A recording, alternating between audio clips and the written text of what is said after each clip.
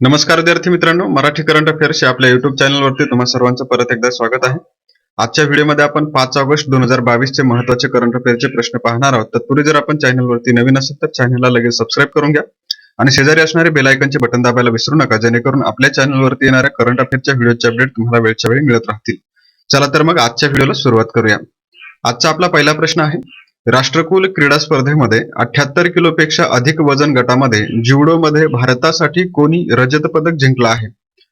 तर 78 किलोपेक्षा अधिक वजनी गटामधून ज्युडो या क्रीडा प्रकारामध्ये भारतासाठी रजत पदक जिंकलेलं आहे तुलिका मान हिने. पर्याय क्रमांक दुसरा तुलिका मान याचं योग्य उत्तर आहे. तर त्याचबरोबर आपण भारतासाठी पदक जिंकणाऱ्या खेळाडूंचं रिव्हिजन करूया. मीराबाई चानू हिने सुवर्ण पदक जिंकलेलं आहे. बिंद्या राणी देवीनं रजत पदक जिंकलेलं आहे. सुशीला देवी हिनं रजत पदक जिंकलेलं आहे आणि तुलिका माननं देखील रजत पदकच जिंकलेलं आहे. आता या ठिकाणी कन्फ्युज व्हायचं नाहीये, कारण की तुलिका मान आणि सुशीला देवी या दोघेही ज्युडोचे खेळाडू आहेत, मात्र त्यांचा वजन गट वेगवेगळा आहे. तुलिका मान ही 78 किलोपेक्षा जास्त वजनी गटामधून खेळलेली आहे आणि सुशीला देवी 48 किलो वजनी गटामधून खेळलेली आहे. हे आपण लक्षात ठेवायचं आहे आणि दोघींनाही कोणतं पदक मिळालेलं आहे? तर रजत पदक मिळालेलं आहे. यानंतर पुढचा प्रश्न पाहूया. खालीलपैकी कोणी राष्ट्रकुल क्रीडा स्पर्धेमध्ये उंच उडी या क्रीडा प्रकारामध्ये कांस्य पदक जिंकलं आहे? तर राष्ट्रकुल क्रीडा स्पर्धेमध्ये उंच उडी या क्रीडा प्रकारामध्ये कांस्य पदक जिंकलेलं आहे तेजस्विन शंकर यानं. पर्याय क्रमांक दुसरा तेजस्विन शंकर याचं योग्य उत्तर आहे. त्याचबरोबर आपण भारतीय पदक विजेते जे आहेत राष्ट्रकुल क्रीडा स्पर्धेमध्ये त्यांच्याबद्दल रिव्हिजन करूया. जेरेमी लालरिनरुंगाने सुवर्ण पदक जिंकलेलं आहे. अंजित शिवलीने सुवर्ण पदक जिंकलेलं आहे. त्यानंतर संकेत महादेव सरगर आणि विकास ठाकूरने रजत पदक जिंकलेलं आहे. त्यानंतर विजयकुमार यादव, गुरुराज पुजारी आणि तेजस्विन शंकर यांनी कांस्य पदक जिंकलेलं आहे. हे आपण लक्षात ठेवायचं आहे. आणि तेजस्विन शंकर हा कोणत्या क्रीडा प्रकारामध्ये खेळाडू आहे? तर तो उंच उडी या क्रीडा प्रकारातील खेळाडू आहे. यानंतर पुढचा प्रश्न आपण पाहूया.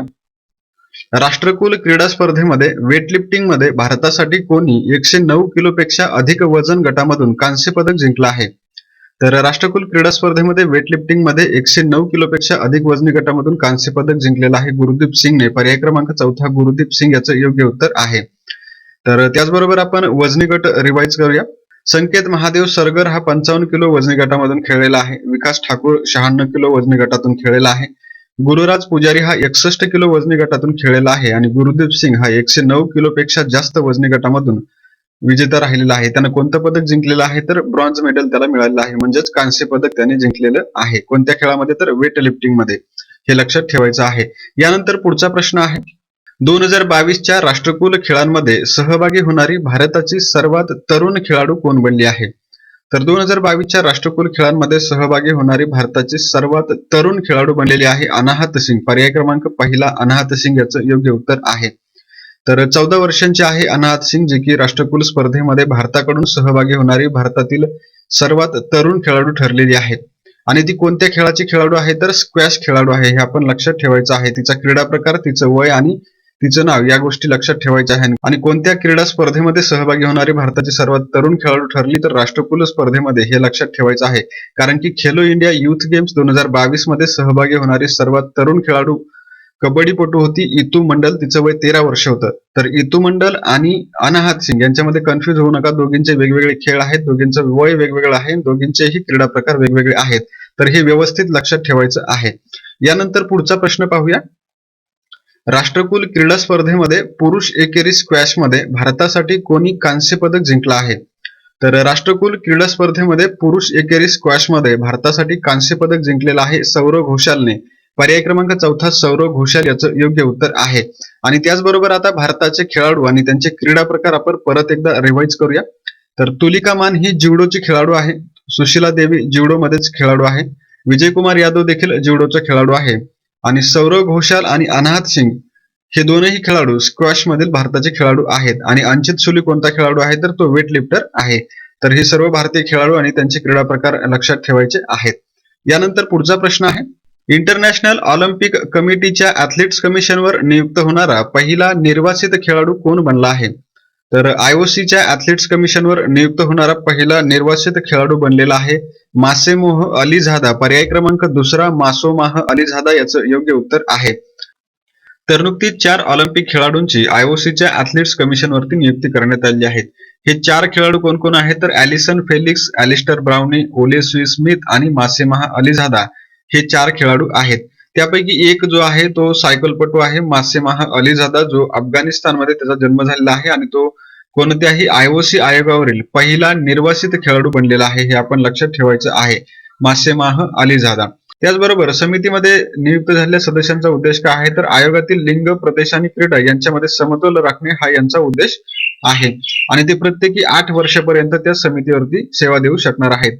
आणि याचबरोबर यांच्या नियुक्तीसह आता IOCच्या ॲथलीट्स कमिशन मध्ये एकूण 14 महिला आणि 9 पुरुष सदस्य झालेले आहेत, म्हणजेच किती तर 23 टोटल संख्या त्यांची झालेली आहे. त्याचबरोबर त्यांचे क्रीडा प्रकार आणि त्यांचे देश आपण पाहूया. ॲलिसन फेलिक्सचा देश आहे अमेरिका आणि ती धावपटू आहे. त्यानंतर ॲलिस्टर ब्राउनी युकेचा खेळाडू आहे, तो ट्रायलथॉन पटू आहे. त्यानंतर ओलेसी स्मिथ आहे, कॅनडाचा खेळाडू आहे, तो धावपटू आहे. आणि मासेमाह अलीझादा हा सायकलपटू आहे, जो की IOCच्या आयोगावरील पहिला निर्वासित खेळाडू ठरलेला आहे, जो की अफगाणिस्तान मधून निर्वासित झालेला आहे. यानंतर इंटरनॅशनल ऑलिम्पिक कमिटी जी आहे तिचे अध्यक्ष आहेत थॉमस बाक आणि ॲथलीट्स कमिशनची अध्यक्ष कोण आहे तर एम्मा तेरहो आणि हे 4 जण काय आहेत आता सदस्य झालेले आहेत. यानंतर पुढचा प्रश्न आपण पाहूया. आशिया चषक स्पर्धेची 15वी आवृत्ती कोणत्या देशामध्ये आयोजित करण्यात येणार आहे? तर आशिया चषक स्पर्धेची 15वी आवृत्ती जी आहे ती आता संयुक्त अरब अमिरात या देशामध्ये आयोजित करण्याचं ठरवण्यात आलेलं आहे. पर्याय क्रमांक 3 याचं योग्य उत्तर आहे. तर या अगोदर ही आशिया चषकची 15वी आवृत्ती जी होती ती श्रीलंकेमध्ये आयोजित केली जाणार होती, मात्र श्रीलंकेमधील सध्या आर्थिक अराजकता या गोष्टीमुळे श्रीलंका या स्पर्धेचं आयोजन करण्यास असमर्थ ठरलेली आहे आणि म्हणून ही स्पर्धा आता संयुक्त अरब अमिरातमध्ये हलवण्यात आलेली आहे. मग या स्पर्धेची आवृत्ती किती असणार आहे तर 15वी आवृत्ती असणार आहे. आणि कोणत्या कालावधीमध्ये ही स्पर्धा आयोजित केली जाणार आहे तर ऑगस्ट आणि सप्टेंबर 2022 दरम्यान आशिया चषक स्पर्धा आयोजित केली जाणार आहे.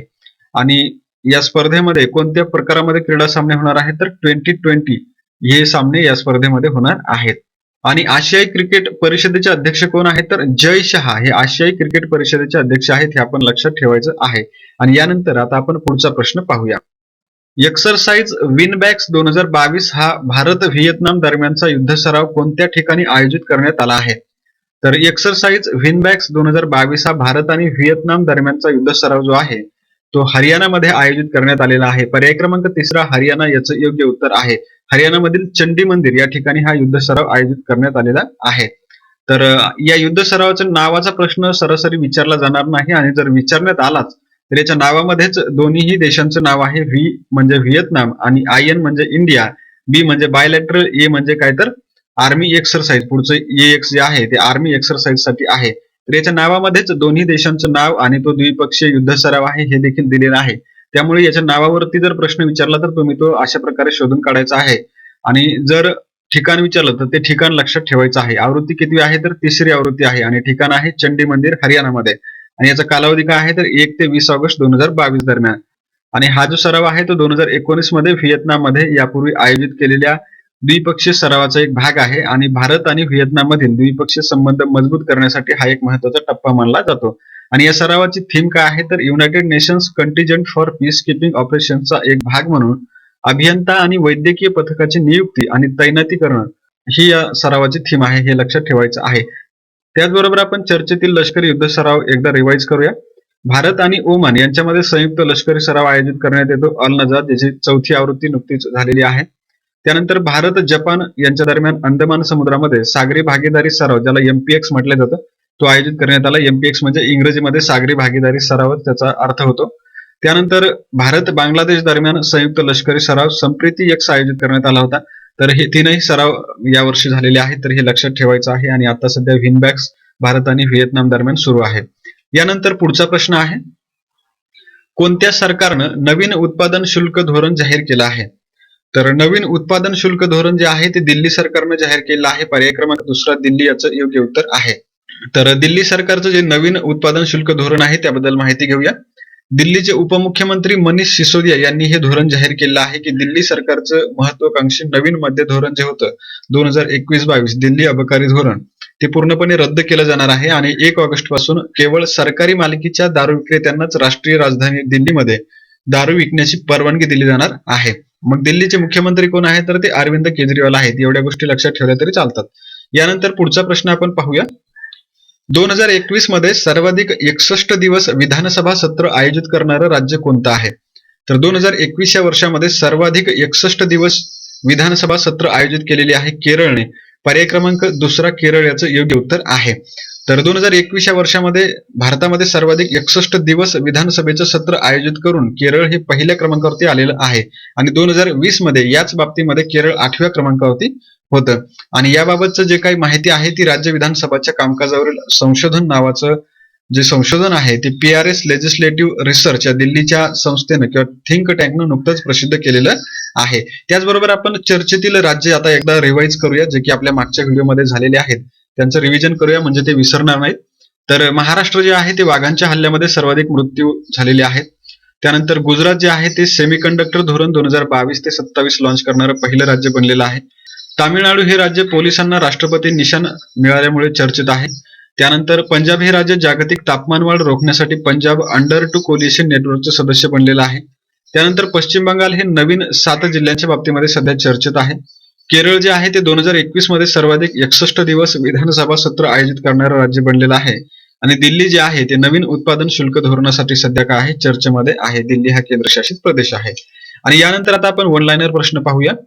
पहिला प्रश्न आहे एन्व्हायरमेंटल रिसर्चच्या अहवालानुसार गेल्या 6 दशकामध्ये जागतिक वन क्षेत्रामध्ये किती घट झाली आहे? तर याचं उत्तर आहे 81.7 दशलक्ष हेक्टर. आणि दुसरा प्रश्न आहे केंद्रीय मंत्री सर्बानंद सोनोवाल यांनी चाबहार दिन परिषदेचं उद्घाटन कोणत्या शहरात केलं? तर याचं उत्तर आहे मुंबई. आणि यानंतर आता आपण कालच्या प्रश्नांचं रिव्हिजन करूया. कालचा पहिला प्रश्न होता खालीलपैकी कोणत्या क्रीडा प्रकारामध्ये भारताने पहिल्यांदाच सुवर्ण पदक जिंकलं आहे? तर याचं उत्तर आहे लॉन बॉल्स. दुसरा प्रश्न होता राष्ट्रकुल क्रीडा स्पर्धेमध्ये भारताच्या विकास ठाकूरनं वेटलिफ्टिंग मध्ये किती किलो वजनी गटामध्ये रजत पदक जिंकलं आहे? तर याचं उत्तर होतं 96 किलो. तिसरा प्रश्न होता राष्ट्रकुल क्रीडा स्पर्धेमध्ये टेबल टेनिसमध्ये भारताच्या पुरुष संघाने कोणतं पदक जिंकले? तर याचं उत्तर होतं सुवर्ण पदक. चौथा प्रश्न होता फिफा अंडर 17 महिला विश्वचषक 2022 चा यजमान देश कोणता आहे? तर याचं उत्तर होतं भारत. पाचवा प्रश्न होता प्रेस इन्फॉर्मेशन ब्युरोचे नवीन प्रमुख कोण आहेत? तर याचं उत्तर होतं सत्येंद्र प्रकाश. सहावा प्रश्न होता वंदे भारत एक्सप्रेस मध्ये कोणत्या कंपनीच्या 108 डिग्री फिरत्या खुर्च्या पहिल्यांदाच बसवल्या जाणार आहेत? तर याचं उत्तर होतं टाटा स्टील. सातवा प्रश्न होता US मधील बास्केटबॉल क्रीडा संघाचे पहिले कृष्णवर्णीय प्रशिक्षक कोण होते ज्यांचं नुकतंच निधन झालं? तर याचं उत्तर आहे विल्यम फेल्टन रसेल किंवा त्यांना बिल रसेल देखील म्हटलं जातं. त्यानंतर आठवा प्रश्न होता कोणत्या राज्यातील जिल्ह्यांची संख्या आता 23 वरून वाढून 30 एवढी करण्याची घोषणा करण्यात आली आहे? तर याचं उत्तर होतं पश्चिम बंगाल. नववा प्रश्न होता 2019 ते 2021 या कालावधीत वाघाच्या हल्ल्यात सर्वाधिक मृत्यू कोणत्या राज्यात झाले? तर याचं उत्तर होतं महाराष्ट्र.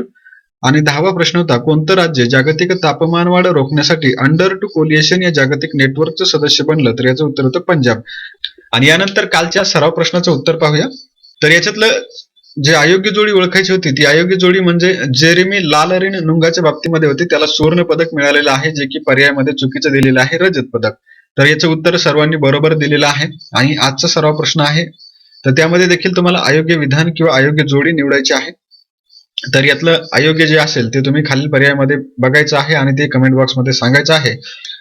आपल्या ज्या PDF आहेत त्या 4 महिन्याच्या PDF तयार झालेल्या आहेत. त्यामध्ये जुलै महिन्याची जी PDF आहे ती प्रिंटेबल असणार आहे म्हणजे तिचे प्रिंट काढून तुम्ही वाचू शकणार आहात. तर ती तुम्ही खरेदी करू शकता. ज्यांना ज्या PDF हव्या असतील त्यांनी खालील क्रमांकावरती संपर्क करायचा आहे. आणि यानंतर आपला आजचा व्हिडिओ संपलेला आहे. व्हिडिओ आवडला असल्यास व्हिडिओला लाईक शेअर आणि सबस्क्राईब करायला विसरू नका. आणि आपण भेटूया अशाच एका नवीन व्हिडिओमध्ये. तोपर्यंत जय हिंद जय महाराष्ट्र.